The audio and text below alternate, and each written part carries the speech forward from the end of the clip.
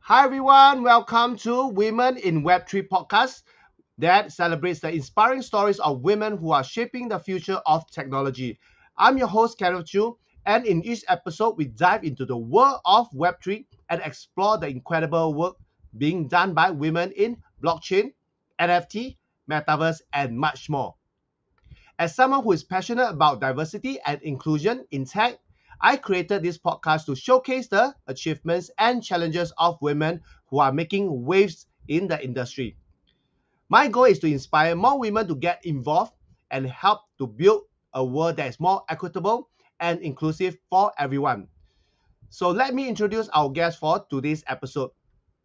Jillian is an award-winning journalist, broadcaster, and author. She's passionate about Web3 and an advocate for women in Web3. Jillian had held senior positions with global PR companies in Sydney, Singapore, London, and Dublin. She changed the law in Ireland in 2014 and is a former European Parliamentary candidate. She's a co-founder and journalist in the blockchain.io, blockleaders.io. She freelances for Irish Tech News, Irish Central, the Irish Independent, and the Irish Times. She has her own radio show on DublinCityFM and EastCoastFM. Her first job after graduating from Trinity College was as a system analyst with EP010. She's an advisor to a number of ICOs and has been named a crypto queen by InZero conferences as well as listed in the 50 most influential women in the global blockchain rollcall. She's a board member of EOS Dublin. She keynotes and chairs blockchain events around the world, including Austin, Muscat, Columbo, Dublin, Dubai, Amsterdam, Malta, and London.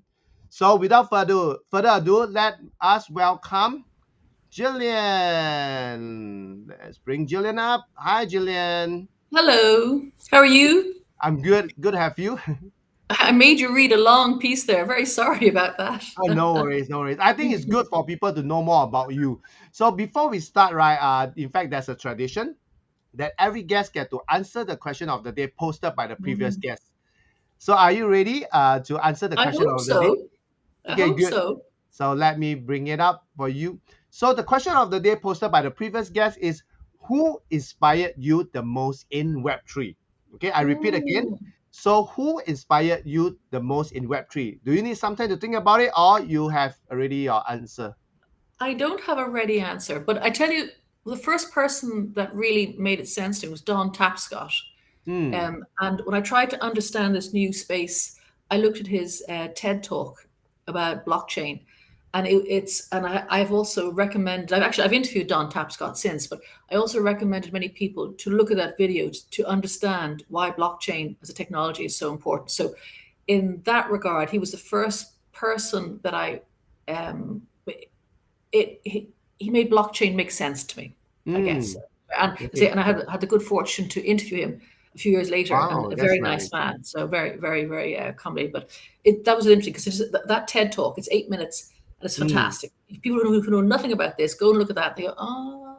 So Don Wow. Tapscott, I should check it out. So how do you spell his name? Don Don, then Tapscott, Tapscott. Dan, no, Okay. sorry, Dan Tapscott himself and his son wrote a book about blockchain. So he's one of the early speakers in this space. Hmm.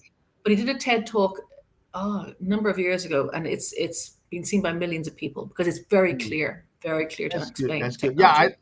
I think that's good because that will be where we'll be going about. And I think this question of the day posted by a previous guest is fantastic for you. So now we can Mhm. officially start with the show. So for those who are seeing you for the first time, right, Jillian, will you be able to share with us where are you from, a little background about yourself, what were you doing before you step into Web3, and how did you get started in Web3? Okay, so I'm based in Ireland. I'm Irish, and my background. I was laughing earlier, saying I'm one of the older demographic. I'm not a spring chicken, so I've got like 30 plus years of a career in fintech. So started in JP Morgan in London, and I worked in Australia and Singapore and all around the world, and back then here again in Ireland. And so, I mean, I had a very interesting career. It was a very corporate career. And then I had a bit of a period of about another 15 years or so where I hit divorce and recession. Well, not so nice.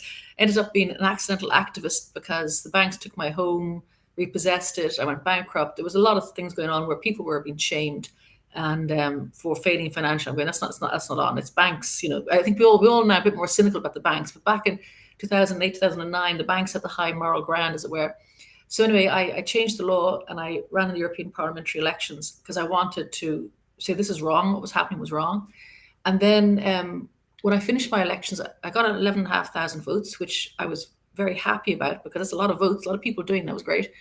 And then I thought, okay, that's it. I'll retire now. I'll just go back and be a journalist and do nothing very much. Because I was ranting and raving for many years. You know, I was on the radio, I was on documentaries, I was writing op-eds, political op-eds. And then around 2017, by chance, I was introduced to blockchain. And I went, oh my God, what is this? What is this? And it took me a while to comprehend, because it is, if you haven't, it's not like a new technology. It's not like saying, oh, web computing, whatever. It's a whole new mindset. And I use the example that I compare it to, like I lived through the .com explosion as well.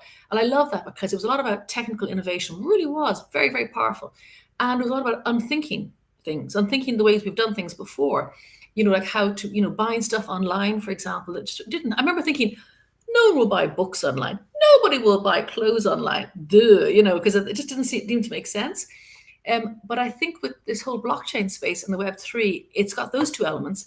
But a very powerful part of it is people want to make the world a better place. It's a very genuine sentiment. And it's not, there's obviously there's been some scammers and there's Ponzi schemes, obviously where there's great money and value, that happens all the time. But there is a huge lot of people who want to make a better system, who want to make a better world, who want to, if I can improve things like supply chain. Like supply chain is not very sexy, but it's very important. And it's like people say, well, let's make it better. Let's make sure we can bring in the Internet of Things and have everything transparency, so we know the coffee that's grown here actually is fair trade or whatever it is. And so it's clever. It's clever and it's inspiring, and I like to think that I have two sisters who are nurses, so they save lives. I don't save lives. I work in tech as a journalist, but I can do stuff that's kind of important too as well. And that's quite nice to feel that you have a purpose and vision in your work.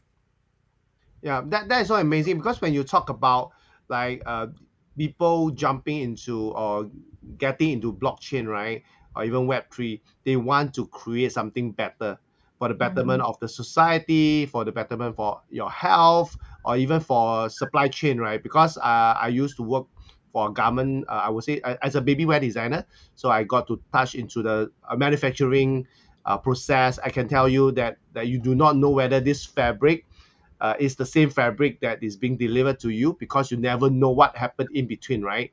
So to check whether is it being traceable, whether is it authentic. Are you buying the same thing that you were supposed to pay for? I think the whole supply chain is something that I think blockchain can do. The traceability, you can be able to authentic whether to see whether is it authentic coming from the source, right? Yeah. So thanks a lot for your introduction, and now we can talk about the next question, which is something that I ask all my guests. Because as you know, right, this podcast is called Women in Web3, but the host is a man, right? So why do you accept my invitation to be my guest on Women in Web3, knowing that it's being hosted by a man?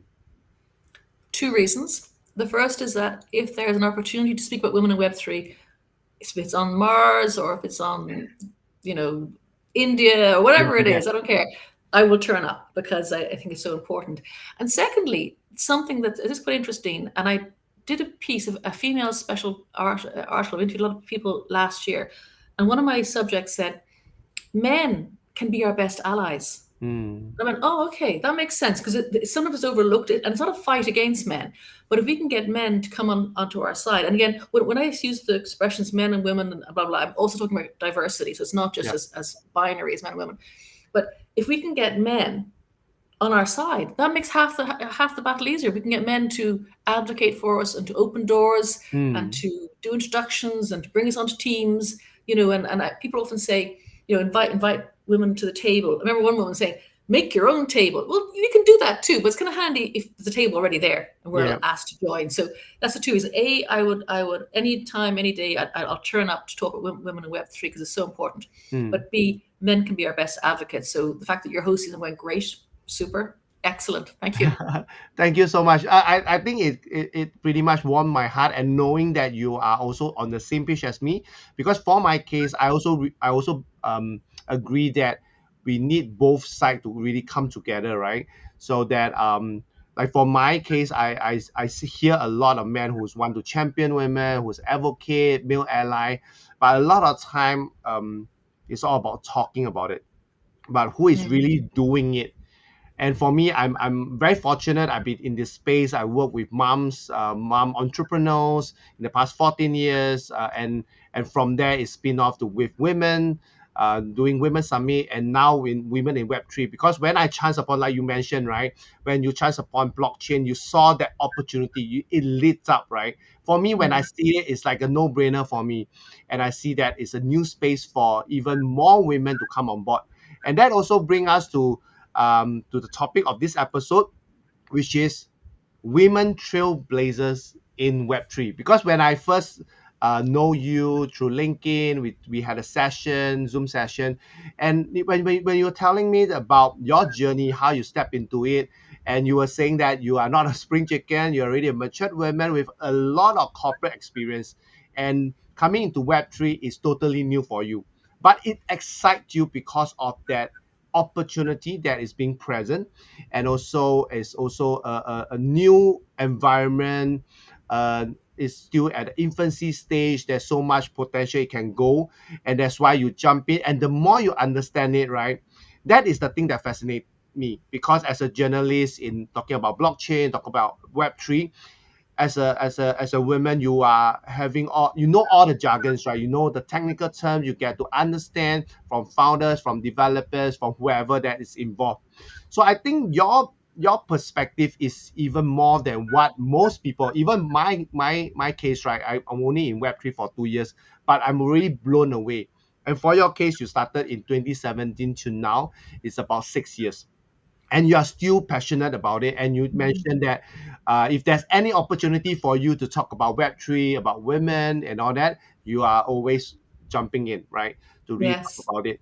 So what's your the thought, right, about women trailblazing in this space? Well, I mean, half the world, more, 51% of the world are women. And again, as I reiterate, it's not just binary men and women. It's all about the diversity. Mm, But half of the world's population are women. So you can't have this transformational, powerful, really, really, really, just such a powerful technology that has the means to upset and change so many processes, so many things that we do, and not have a woman's hand in the development.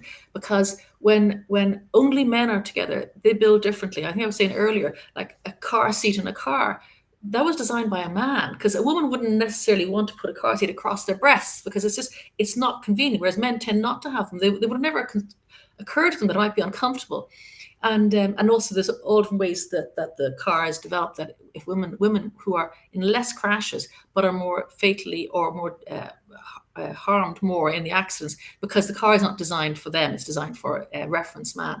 So, or the same way I was saying earlier, that if you had women only designing hair products, they wouldn't factor in, going bald, because that's not a thing that happens that much to women. So it works both ways. But for this technology, because it's so important, we need women in there, and we need women to be trailblazers, not just bringing up the rear and making the tea, or making the sandwiches, or women have to be in and giving their input, which is very powerful. Women have very strong inputs, and their views women's views affects the all of society. Because typically what tends to happen is that when you educate a woman, for example, she will educate her family, educate her village, and the whole village comes up in its economic prosperity. Men tend not to do that so much. So we need trailblazers, and we need women to be up front and center, talking about what's important, giving their input into the projects and the ideas and the services, and so all the different thinking that's going on in this particular space. Because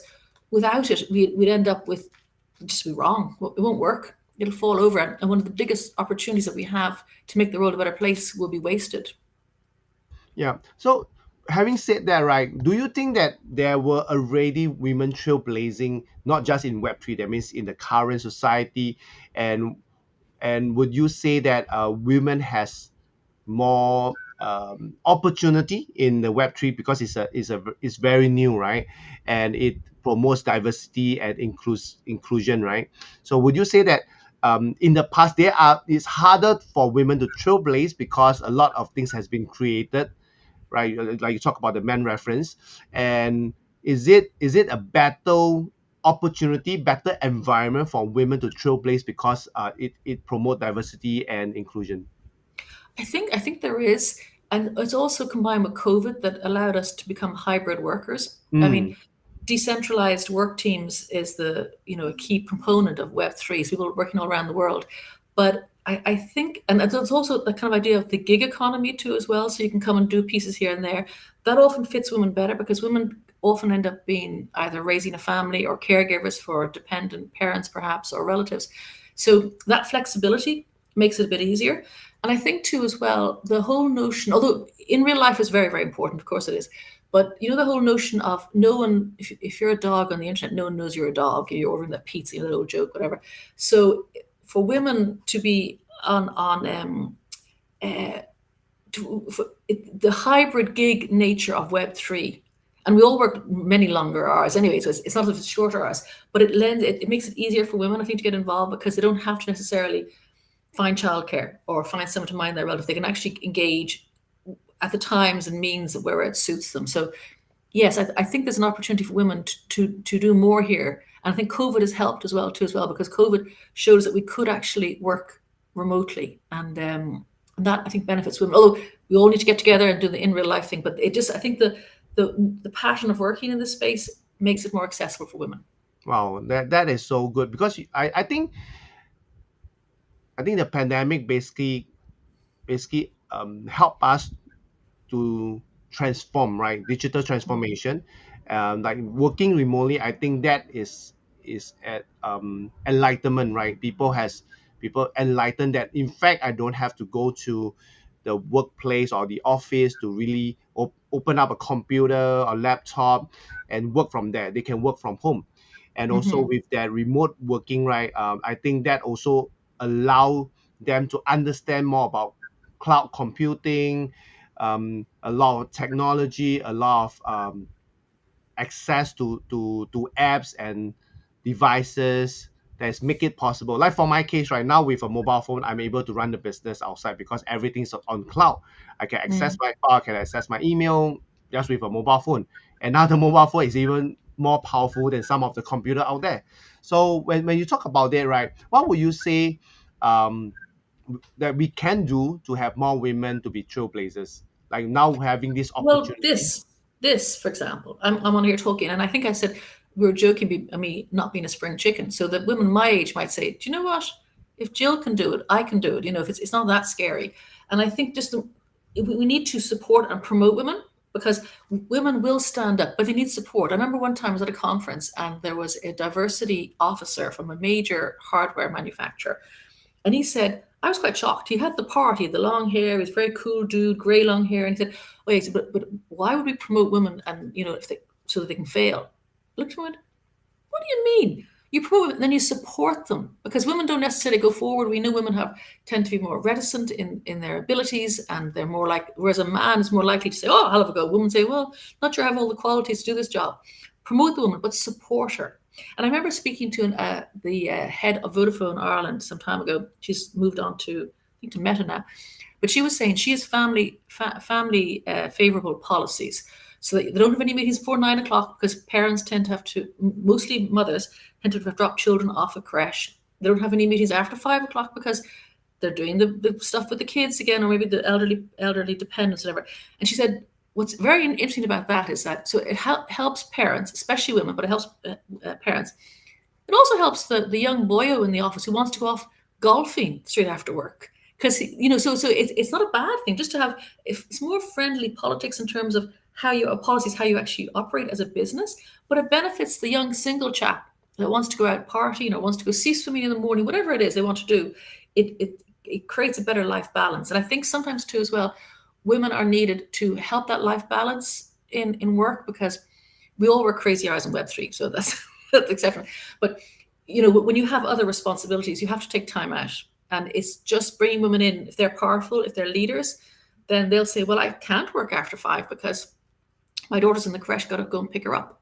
And I think when you hear that, and no one else is going to work after 5, by the way, unless you want to log on at 9 or something after your kids in bed. So I think that's why women need to come forward. We need to help them and support them. And I think that's the most important thing, is the support. Yeah, I think this is very important, and thanks for saying that. With this podcast will be able to showcase more and spotlight more women that is really thriving in Web3 that a lot of other women may not known of, because it's like a stereotype, right? Like a man tech is for men. No, in fact, like I was telling you, like today I was at Token 2049 in Singapore, and it's my first time attending, and I felt really overwhelmed. And I was telling you that I see a lot of women there. I get to connect with them also, and I would say a fair mix of men and women. Yeah. That's so brilliant. And also there's a lot of female founders, a lot of female even CMO. They are there, right? COO, they are there to really thrive, and they are coming all from all over the world, coming to Singapore. And there's a lot of side events, right? There's a lot, like now it went to like 400 side events in just these 2 days. Yeah, two days or this week, right? So I think this is like, it's even much more than the last years. It is definitely improving. Oh no, you're 100% right. I think when I first came in, it was a real sausage fest. It was like 8% women were in the space, and you saw a woman, like, oh my god, there's a woman over there. Whereas now it's much better, and that makes sense, because you go out into the street, you go out into the world and the community. There are women there as well, so why not in the powerhouses? So I'm delighted that Token 2049, pardon me, is proving to be a lot more balanced.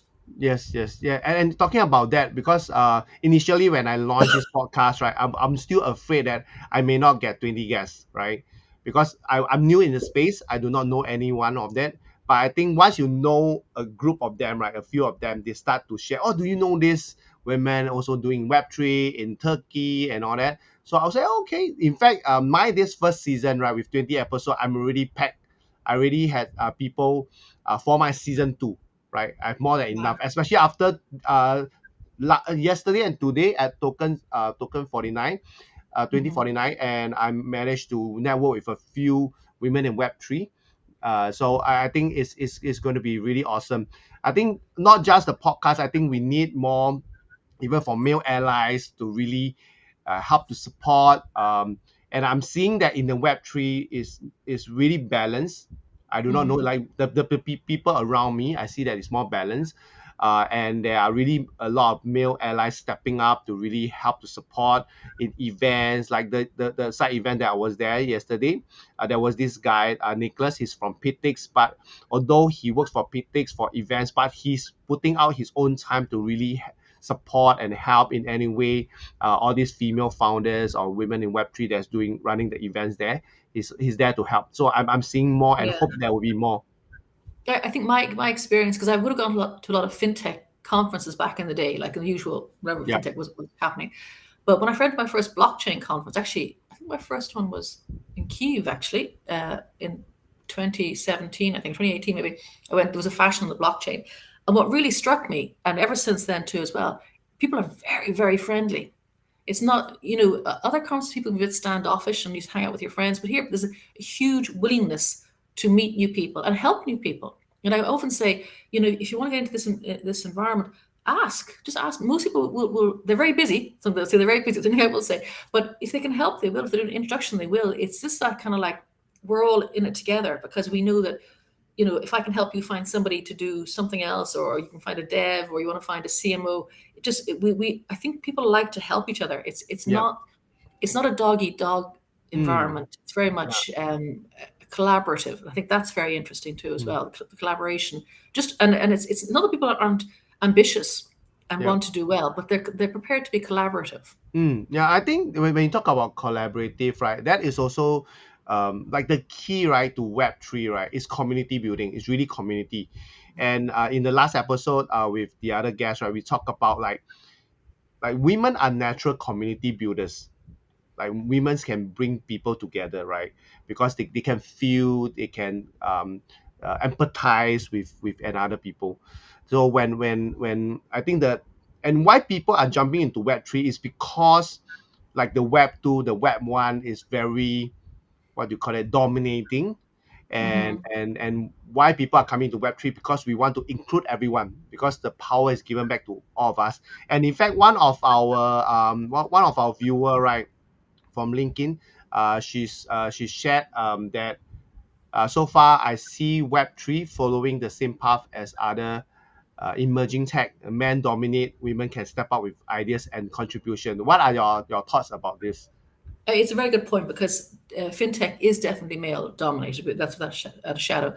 But I think there is a sea change because once people get past the sort of like the what is this all about, because it is quite confusing. It's a very different environment to other environments. It's quite, I mean, I did fintech for 30 years and it still took me some months before I went, what is going on here? I don't understand what's happening here. But I think women are more powerful because I think the first wave, it's like when there's a disaster, the first wave of people to migrate tend to be the Mm, young men because they go ahead, right? And the same way with tech, it tends to be young men that go ahead because it's a new area and they're stepping out, whether through necessity or through ambition or whatever it is. And the second wave is when the rest of the families follow, or the women follow, if you like. And I think once people get past that initial sort of stage, that it's kind of scary because crypto was seen and still is in certain parts of the world as like Gary Gensler just in the US this week is saying that they're mostly Ponzi schemes and they're all scammers and all the rest of it. And so that prevailing narrative, once people get past and say, well, actually, there's no more scammers in crypto and blockchain and Web3 than there is in the traditional markets. In fact, there's more in the TradFi. There's much more sort of nefarious financial dealings happening. Once you get past that, and I think that's happening very fast. It's very fast. So I think the men will stop dominating. And by the efforts of you doing your Web3 podcast, me coming up and saying, get involved. And I think it will happen because people will realize it's too important. And the other thing, the other flip side is to support women too as well. So women come forward, don't knock them, support them and help them. I think those are the two sides to that coin. yeah, thanks a lot for sharing that. I think for me the same thing, right? That's why if as possible, if I see another man ally that's really supporting women, I would also bring them in. Like to yeah, was it today? I just did a post so about Nicholas. So Nicholas was the male ally, and we were taking a photo, right? I put it as women in Web3 that he was in there with together with them doing this phase. So I think this is also important to include everyone, right? Because we are building a better world for everyone, like a better earth, better world, because the world has its own bad, right?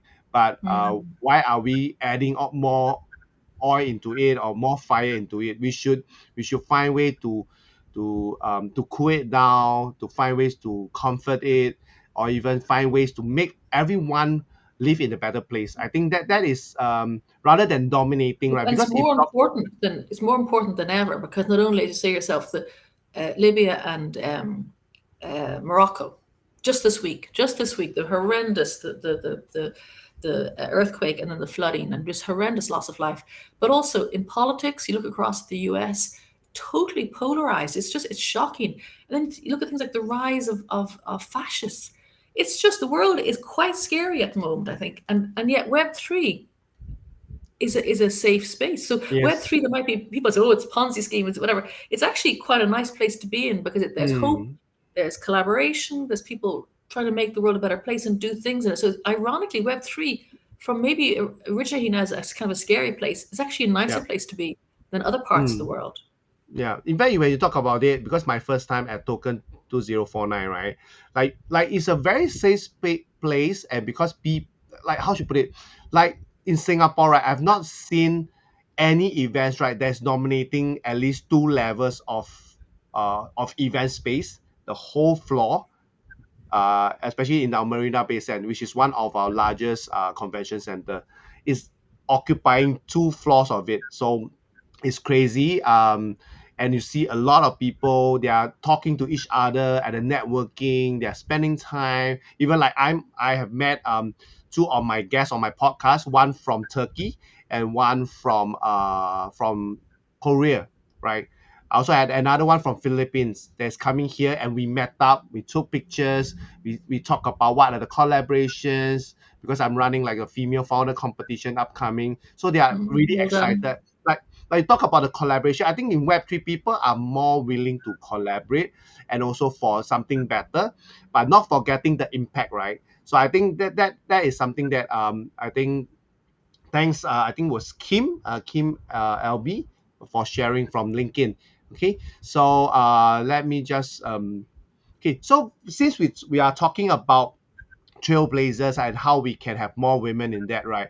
So do you think there are many women trailblazers in the Web3 space as of now? And let's say you Yes, talk about there's increasing. There's more and more women coming forward. From Caitlin Long, and then you have Sarah McKenna with Alien Worlds. There's Carmel King, Chrissy Hill. There's a whole bunch of women who are coming forward, and they're all sassy. They're great. mm, They're all like, when I say sassy, they're not rude or anything. They're just like, yeah, we belong. We're meant to be your Bridget Greenwood, over in the UK with a bigger pie. There's a whole bunch of people coming forward, who are just, yeah, it's lovely to see, and it's all shapes and sizes and ages and backgrounds, and some are tech, some are marketing, some are mm, leadership, some are finance, and it's just nice to see, because like, you want to look out, if you're at you say you're at the conference, look around yeah, and see that there are men and women there, and yeah, and also diversity again, and all the colors and shapes and right. sizes and all You're that. right. But Yeah, it's nice to see that, because you feel, oh, I'm at home here. I'm part of this. yeah, So it is. I yeah. mean, like I meet and I interview a lot of amazing women, and like I'm going, oh, I never thought of it that way. And men and women, they have different ideas. They come out with, I don't know. And maybe you mentioned earlier empathy, community. Yes, There's just sometimes. I'm not saying that men aren't empathetic, but there's just this. It's slightly natural, right? different. It's like, for example, if I was going to design hair products, it probably wouldn't occur to me to design it for like no hair, or for bald Yeah, head or yeah. something, or beard. It would never occur to me to design products for beard hair, Mm. for facial hair. So Yeah, it's just, you I, have to I have them think both. I think when women comes in, right, women can solve different problems that men naturally would not be able to comprehend or may not be able to understand. That's why you talk about the world is like chaos, right? We have war here, we have a lot of dispute, chaos, and stuff like that. And I think women can bring that together, especially with what I believe, and also the reason why I've been championing women, because I see that women has this love, compassion, and empathy. That is natural. I wouldn't say that men do not have that, but I think like the mother's love can really melt someone, can really change someone, and why I started off with mothers, because I work with moms who are entrepreneurs, and when I see moms working with another mom, right, is regardless of skin color, race, religion, whatever. Because they Mm, understand, they can resonate with another moms who's struggling with the stroller, with the baby, with 3 to 4 kids, right? They will jump in and help out regardless. This yeah, is what I see. That is the kind of love they have for another fellow mom. And yeah. as I think in Well, Web3, that is, but it's also, like I said, if I was designing stuff, for hair, I would never cross my mind to do beard oil or something, just wouldn't, because, so the same way, you have to have that diversity in there, for people to say, well, actually, I grow a beard, and guess what, I want to have a luxurious, a big huge, I don't know, Jesus beard, yeah. whatever. But and it's not even that women, it's not that women are more compassionate than men. They just say, we just think a bit differently. We all think that all of us as individuals think differently. Yeah. So just having that mix there just opens a conversation that might not be there otherwise. That's good. That's good. Yeah, I think like you mentioned, right? You see there's a more and more women trailblazing in the space. Like for me, I saw it at the event at Token 2049. Like the whole diversity is there. Like I even see Japanese coming in their cosplay and stuff. I was like, oh, people were looking at them, like taking pictures with them and stuff like that. I think that kind of community, right, is diverse, is universal. I think that is the space that I think whoever that feel that you need more collaboration, more community do come into the Web3 space, because I think women really has a space in this, Mm. and it's not just a single voice. You have a lot of diverse voice be there to support you, right? So having said that, right, although we know that a lot of women are jumping into this space, right, for you personally, you have been in this space since 2017. So what are the challenges you face in this space, and if you have, how do you overcome it? Well, I think the challenges that I faced would be the same that a man might face, because it wasn't. I didn't actually. Didn't actively find any challenges that hit me as a woman per se. But there are lots of challenges to get in here. Having said it, it's just a whole new mindset. I think it's like the technology. As I said before, I'm 30 years in fintech, but I really getting my head around blockchain. It hurt my head at the start, and then things like, about privacy, the things you don't normally think about. What is money? What is value? As I mentioned before, that's supply chain, very boring but very necessary. All these things that I wouldn't have thought. I mean, there's a whole bunch of things that I talk about on a regular basis now that I would never have spoken about in the past.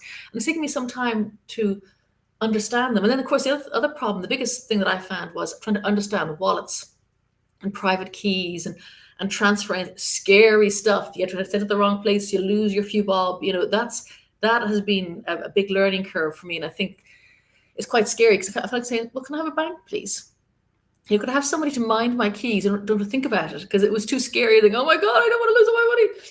And I knew, like, for example, I think that's why Celsius was so popular, because they offered an opportunity for people to very simply, like, click and cut and paste and click and pay like a Facebook or a social media. And that blew up, which was horrendous, obviously. But I think the reason why it was so attractive and addictive, because it did look easy. It made things look easy, even though it goes against some of the basic tenets of crypto and blockchain and Web3, that it's, you don't use custodial centralized entities, because they can go rogue. But anyway, sorry, to answer your question, is the challenges, I didn't feel personally that any of the challenges that I faced were to do with being a woman. It was just getting my head around all this new stuff. Going, oh my God, this is Right, really information. I think bad. it's the same for anybody, right? Even for me, when I jumped into this space, when I was in this space for 2 years, it took me a while to really understand. But I think once you find something that resonate with your experience, like for me, I was in advertising, sales, media, marketing, and how did I wrap around the Web3 is what Web3 blockchain can help in this space. Mm, My space that I've been in for the past 10 over years. So when I crack it, right, I knew that I can help business and brand to use Web3 to market their products and services in a better way, in a new like using NFT, using metaverse, using AI, AR, VR, stuff like that. So I think mm. there's so much potential, because these are Can all I the new tools. can I give you an example? Actually, I just thought of something now. Women entering the space. I interviewed a woman who works at Upland. It's a metaverse, and it's on the EOS blockchain. And the woman I interviewed, very nice woman. She's a stay-at-home mom, does a bit of photography, a bit of marketing. Recently became a granny for the first time, and her son-in-law actually said, "You should look at Upland. It's interesting, whatever." And Upland, it's like Monopoly in a metaverse. It has real world mapped to the metaverse, Mm, and people can earn money there by flipping properties, or there's meta ventures. mm, They can actually set up businesses of that actually and earn money and stuff like that. But what was really interesting, so I think this is relevant to your question about women coming to the space. Shack Tillen, sorry, or Shack for short is her username. She would have quite a small sphere of influence in her personal life, because she's a stay-at-home mom, so she interacts with her family and maybe local grocers or whatever, but it's not really that powerful in her personal life, as in terms of her sphere of influence is quite limited. In Upland, she's one of the OGs. She's an ambassador. She's a really important person, and she's very kind. She talks about how she likes being in a metaverse because there's no boundaries. You can talk to someone, especially in the US at the moment. She's a US citizen. There's a lot of polarization and stuff like that. So she can talk to people that might have radically different views, but it doesn't seem so charged. So she can actually listen to them better than they might in real life. She might never meet them in real life. But I think the thing that I really like is that she's very powerful. She's a kind, outgoing, enthusiastic entrepreneur, caring for the community, building the community, and she's so powerful in this role. But that's interesting. I'm going, ooh. Ooh, you see what happens when you kind of step into the Web3. You can be something more than you were before. Yeah, I like the part where you talk about like the whole identity change, right? When she went into the metaverse, went into Web3, is there's no, I wouldn't say there's no judgment. I think all these labels doesn't matter because you are in the digital form, you're talking to someone, and I think it kind of go back to where we started, right? In back then, before internet happens, we are always on our phone with our peers, our friends, and we are like hogging onto the phone. And your family members, are you done with that? Are you going to hang up? I'm going to use the phone, right? So you realize there's a lot of personalization, a lot of connection in Mm, Web3, right? Because the speed of connection, like peer to peer, like if yeah, today I want to do anything with you, or maybe we could connect with each other. There's nothing that's blocking us. yeah. I think the speed of connection will be even You're faster. 100% right.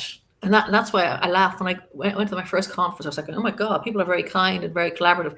The hugging, oh my God, the amount of hugging that I've done at these. I don't normally hug my work colleagues, but when I go to these conferences, it's like, oh, hug, hug, hug. And it's just instinctive. I don't know, whatever. It's really, there's this warmth and the sharing warmth. So it's really, yeah, I love that aspect of it. Yeah. I hug all day long at these conferences. It's like, oh, hi, how are you?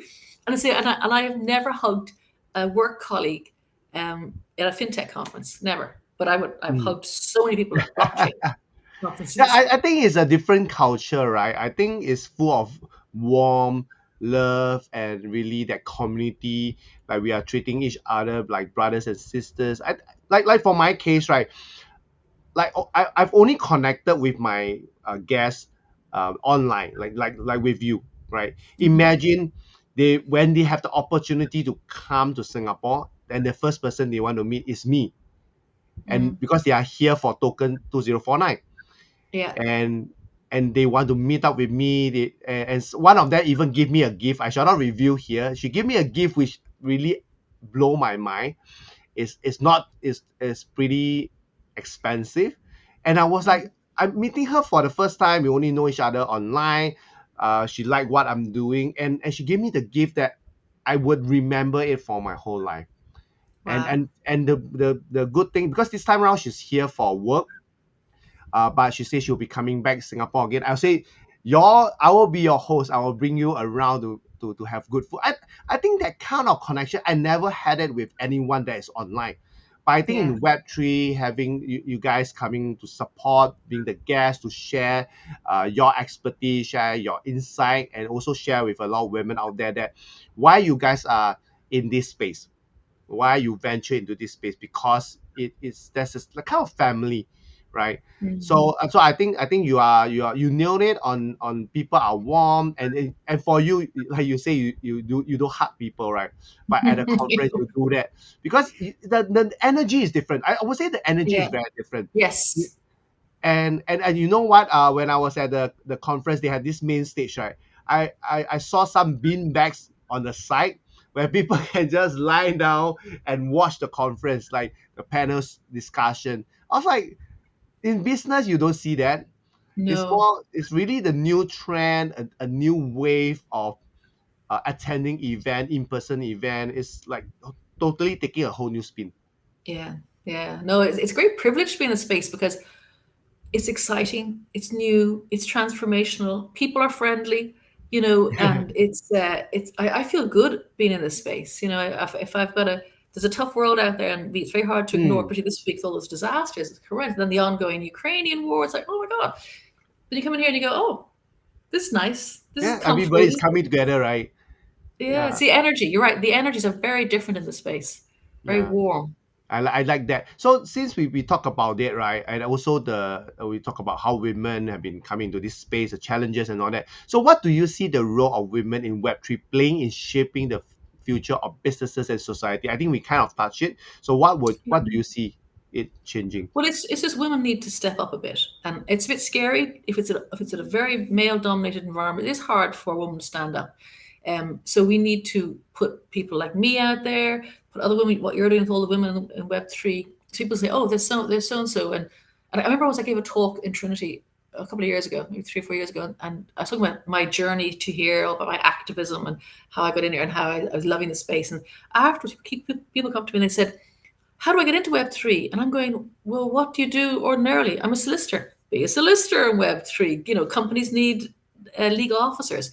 I want to be I'm a marketeer. Be a marketeer. I'm a dev. Be a dev. So it's like grasping that. And I think, again, having the whole thing about, if we want to create a world that reflects the world that we live in, this technology is way too important to be left to one sex alone, one gender alone. And so I think that's it's the role of women will be to help design a world that's fair. That's fairer than the existing world, and to rethink things. It's even like, well, I was saying earlier about medicines, reference man medicines until the 70s.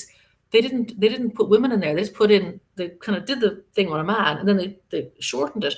And it's just, or even like, I love this thing that in public buildings, often there's the same space given over to men's toilets and women's toilets. Now, of course, in this modern world, right, we have unisex toilets, and it's all crazy. But just go back to the old thing about the men and women. And women would take much longer. And like, it's been shown that women take longer because you can't stand up and urinate. You got to remove clothes. Maybe you got kids, dependents on you. So it's all these things. Women definitely wash their hands. There's all these reasons why women are slower. So why didn't people, when they're building public buildings, put more women's toilets in? Now, of course, as I say, we're moving to a world where we're like the French, when you go skiing and there's a unisex toilets, so it's less important. But that basic thinking for generations, decades. The design thinking, right? Like, yeah, it's just like going, oh, and they go, oh, the unconscious bias. Oh, I see what you mean. So I think that's why you need women there, because if women are in the process of the design, they'll say, well, actually, we need more toilets, or we need better drugs, or we need cars that fit our bodies better. All these things that men don't think about traditionally. Yeah, I think you kind of touch on the part, right, that why it's important for women to understand Web3 and build those things that was not being built by the predecessor or the male reference and all that. Yeah, because the thing reference was man, we call it. Yeah. reference man, Yeah. and because all these things was designed, created based on that, right? But now with women's input, right, I believe like you talk about the balance or more equal, or maybe more in harmony, right?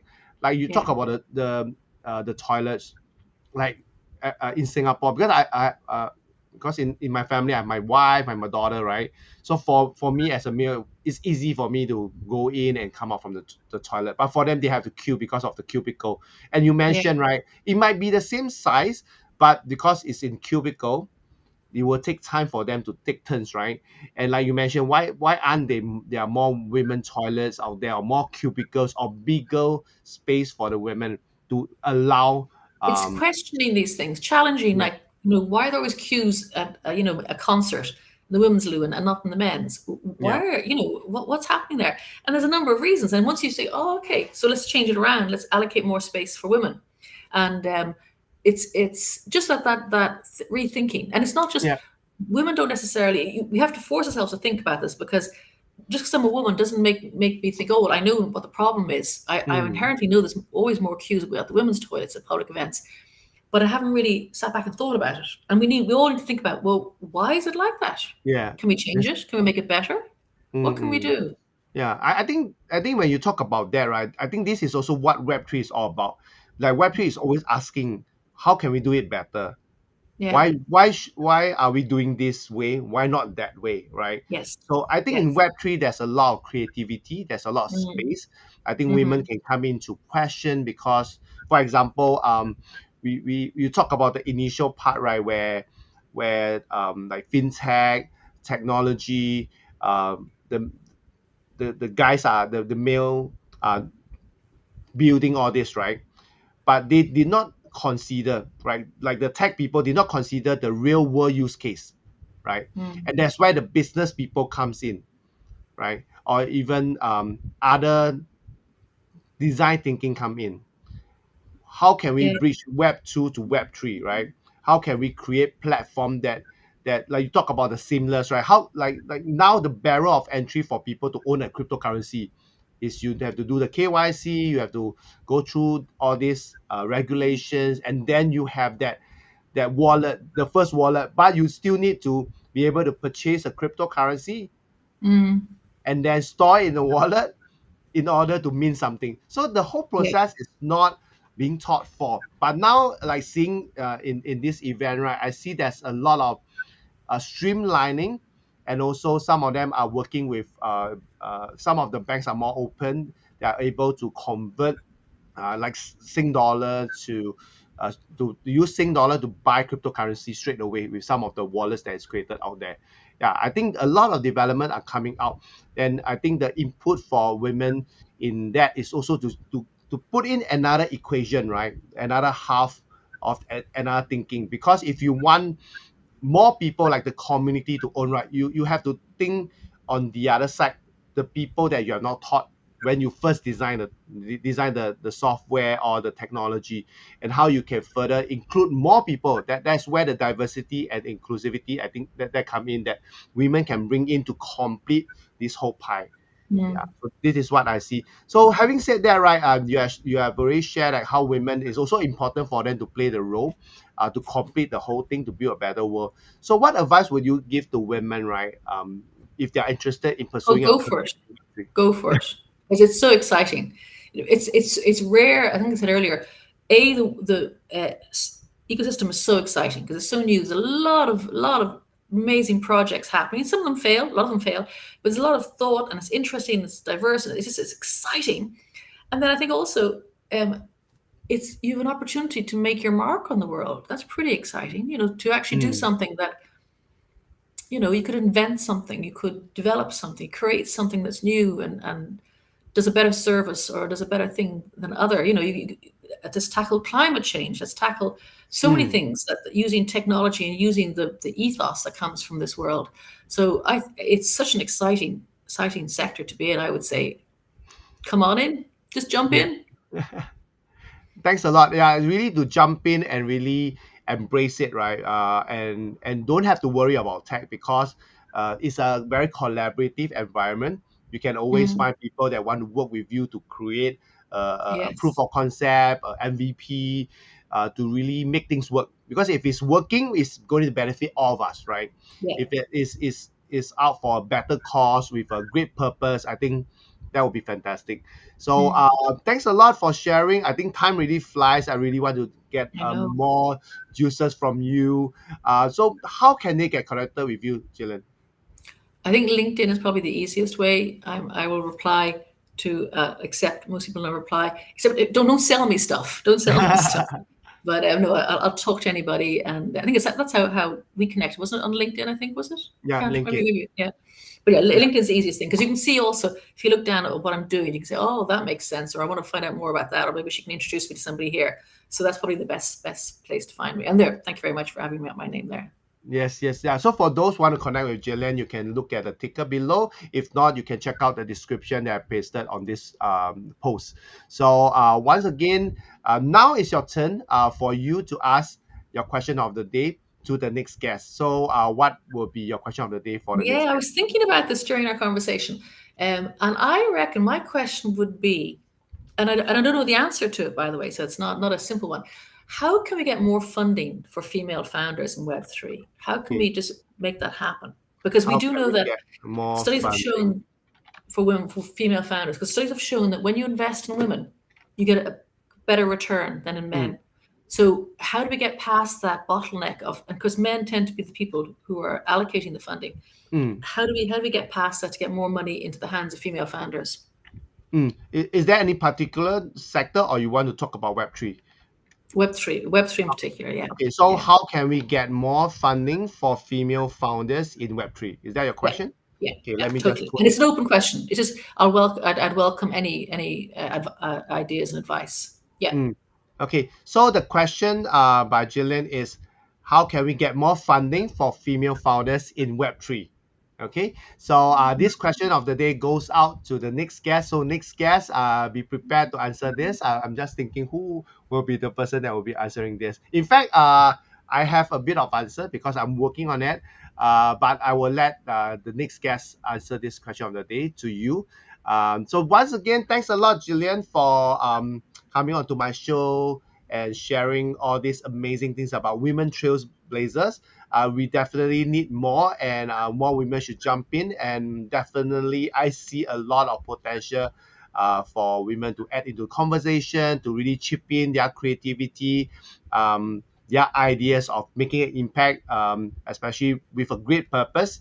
If you're passionate about something, you can always connect with me or Jillian or any of the guests on to Women in Web3, because they are here because they want to support, they want to collaborate together to really bring more women on board. So Yeah. once again, thanks a lot for sharing and coming on board to Hug, share. hug. Yeah, yeah, virtual Virtual hub, hug. right? Virtual hub. Yeah. So I hope I will be able to see you in Singapore or maybe over at your I'd love to come Ireland, back. right? Yeah, I'd Yeah, love to good. come back. Yeah. So thanks, Julian, and for those who are watching Women in Web3 podcast, thank you for listening when watching, and I will see you guys in the next episode. Thank you, everyone. Thank you, Thank Julian. you. Have a great Thank day. you. Bye bye. Bye.